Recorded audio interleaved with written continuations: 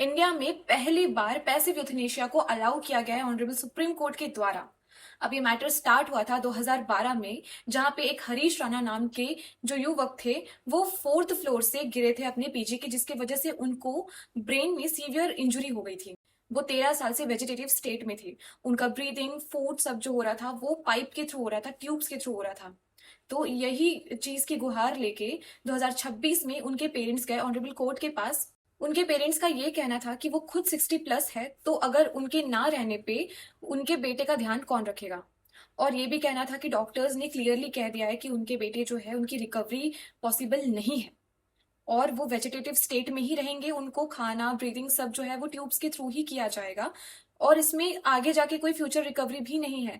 तो ऐसे में उनका ये कहना था कि उनके बेटे पेन में ही रहेंगे और कोई फ्यूचर में पॉसिबल नहीं है रिकवरी का। तो ऐसे सिचुएशन में उनके बेटे को right to die with dignity का राइट मिलना चाहिए।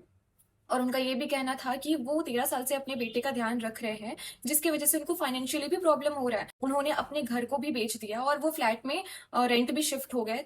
तो इसी मामले में ऑनरेबल सुप्रीम कोर्ट ने फर्स्ट टाइम पैसिव यूथनेशिया को अलाउ किया, क्योंकि जो पेशेंट है उसकी फ्यूचर रिकवरी नहीं हो सकती। वो 13 साल से वेजिटेटिव स्टेट में है, रिकवर करने का कोई चांस नहीं है।